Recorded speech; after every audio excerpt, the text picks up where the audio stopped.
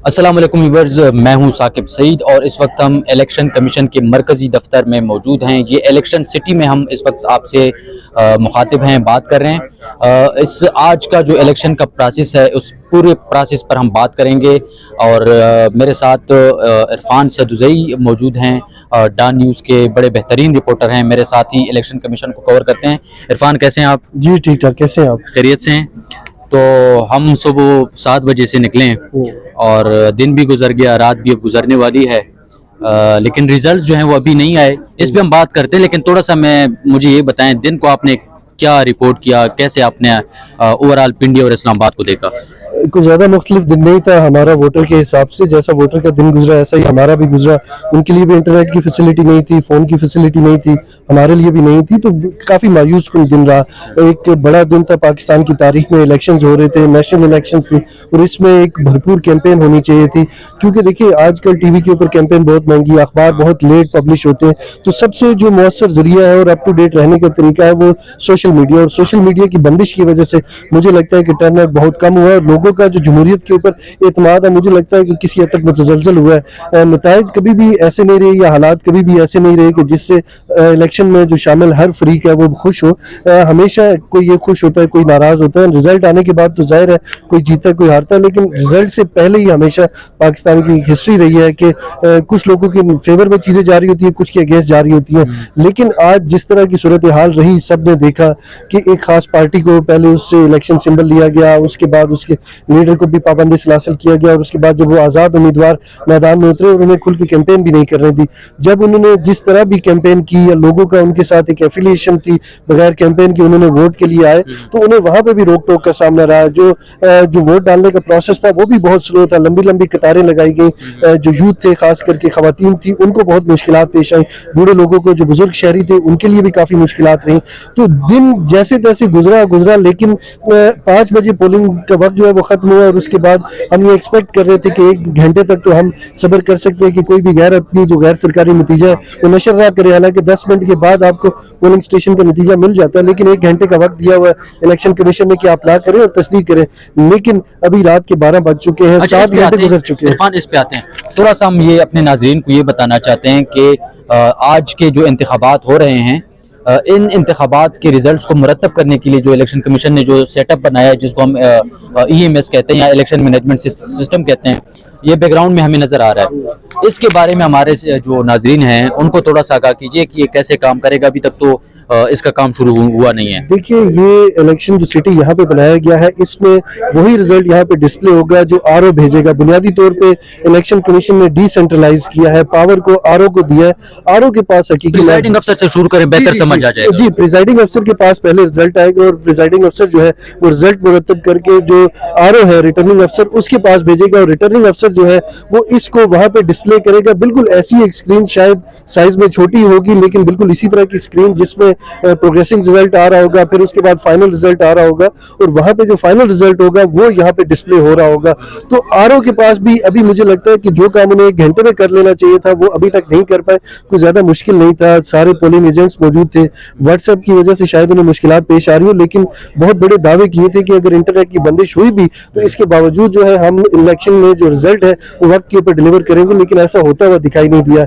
Election act के मुताबिक election commission को रात को 2 बजे, जब रात को 5 बजे पोलिंग खत्म हुई और उसके बाद 7 घंटे के बाद इनको रिजल्ट जो है वो हर सूरत अनाउंस करना ही करना है। लेकिन इन्हें किसी हद तक मार्जिन दिया जा सकता है कि अगर इंटरनेट की बंदिश की वजह से या कोई और लॉजिस्टिक इश्यूज है तो उसकी वजह से अगले दिन शायद 2-4 घंटों के लिए जा सकते हैं या 5-10% रिजल्ट हो सकता है अगले दिन। लेकिन अभी एक भी नतीजा नहीं आया और इससे आप ये समझ सकते हैं कि आवाम के अंदर कितनी बेचैनी है और इससे कई तरह के अंदाजे लगा सकते हैं। लोग अंदाजों पे आते हैं। मैं थोड़ा सा नजरीन को ये बताता चलूं कि ये जो स्क्रीन आपको नजर आ रही है, इसमें एक तो कौमी असम्बली के हल्के आपको नजर आएंगे और साथ ही साथ जो चारों सूबे हैं उनके जो हल्के हैं वो भी नजर आएंगे।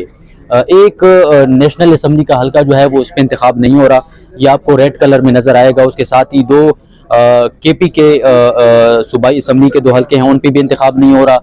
इसी तरह एक पंजाब असम्बली का एक हल्का है, उस पर भी इंतखाब नहीं हो रहा। तो ये जैसे ही आरोस के साथ आरोस के पास रिजल्ट्स मुकम्मल होंगे, मुरतब होंगे, तो सीधा यहाँ पर वो शो होना शुरू हो जाएगा और यहाँ पर मुकम्मल ज़िले का या सूबाई हल्के का रिजल्ट जो है वो यहाँ पर आएगा।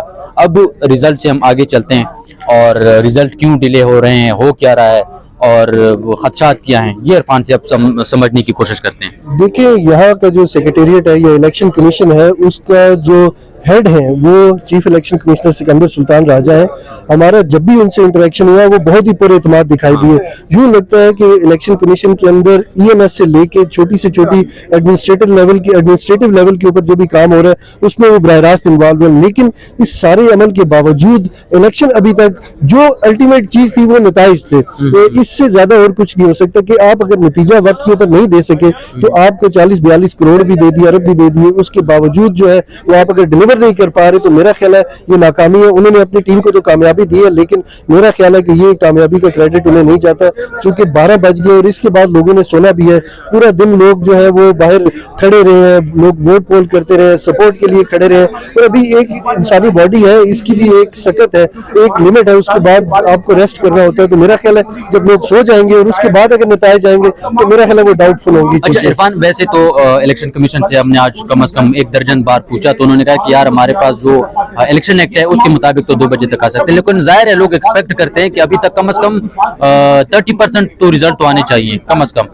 तो अब जो रिजल्ट आ रहे हैं गैर हतमी गैर सरकारी जो नतीजा है उस पर हम देख रहे हैं कि आधे से या 50-50 जो है वो पीटीआई जो है उनके आजाद कैंडिडेट्स आगे जा रहे हैं। इस ट्रेंड को आप कैसे देख रहे हैं? देखिए, 50% या 30%, मैं तो कहता हूँ एक नतीजा इनको कम से कम दे देना चाहिए था। एक नतीजा भी नहीं दे पाए, इसका मतलब ये है कि आप अभी तक आपने शुरुआत ही नहीं की और आप इससे जान नहीं छुड़ा सकते कि हमारी जिम्मेदारी नहीं है, आरओ ने नहीं भेजा।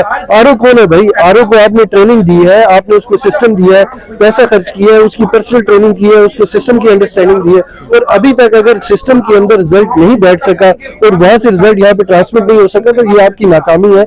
आप अपने आप को डिफरेंशिएट नहीं कर सकते आरओ से और मरकजी सेक्रेटेरिएट से। मेरा ख्याल है ये कलेक्टिव फेलियर है और जिसपे इलेक्शन कमीशन का जो मरकजी सेक्रेटेरिएट है ये बराबर का जिम्मेदार है।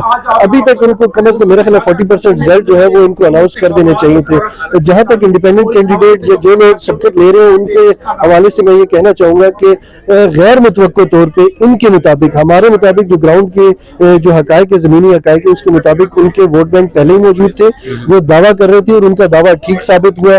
जो ये सर्वे कर रहे थे, इनके पास मुख्तलिफ सर्वे उन्होंने इलेक्शन से पहले किए और उसके जो नतीजे में जो मकबूलियत दिखाई जिन पार्टियों की, पाकिस्तान मुस्लिम लीग नून की और पाकिस्तान पीपल्स पार्टी की, आज हकायक उसके बरक्स दिखाई दिए। और वो लोग जिनको कैंपेन नहीं करने दी, जिनके सपोर्टर्स ने दिखाई दिए, जिनके लिए सोशल मीडिया का गला घोंटा गया, वो लोग लीड ले रहे थे और छोटी मोटी लीड नहीं, जिस स्पीड से वो लीड ले रहे थे, मेरा ख्याल है इलेक्शन रिजल्ट जो रुके हैं लोगों के ज़हनों में बहुत ज्यादा डाउट्स क्रिएट होंगे इससे। तो थैंक यू इरफान, आपने बात की।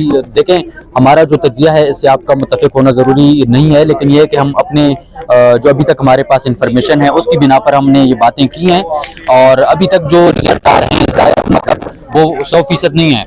कहीं पे 30% रिजल्ट आया, कभी किसी जगह पे 40, किसी जगह पे 20% आया। तो अभी हम ये नहीं कह रहे कि कौन जीत रहा है, कौन आगे है, कौन पीछे है, लेकिन ये एक ट्रेंड पे हम बात कर रहे हैं। बिल्कुल, रिजल्ट का स्लो होना ये डाउट्स क्रिएट करता है और एटलीस्ट आप एक नतीजा या 2 नतीजे या 3, 4, 5, 10 नतीजे देके आहिस्ता आहिस्ता आवाम का इत्मीनान तो बहाल करें कि हम काम कर रहे हैं। ये कैसा काम है कि रात के 12, 12:30 हो चुके हैं और आप एक नतीजा भी देने में नाकाम है? ये लोग सवाल कर रहे हैं और मेरा ख्याल है उनका ये सवाल 100% जायज है। ठीक है, थैंक यू इरफान। नाजरीन, अब तक हमारे पास फिलहाल इतनी ही इन्फॉर्मेशन है और हम भी इस इंतज़ार में हैं कि किसी तरीके से हमारे पास रिजल्ट्स आएँ और हम आप तक पहुंचा सकें। फिलहाल साकिब सईद को इजाज़त दीजिए, हम मज़ीद आपको आगाह करते रहें इस हवाले से।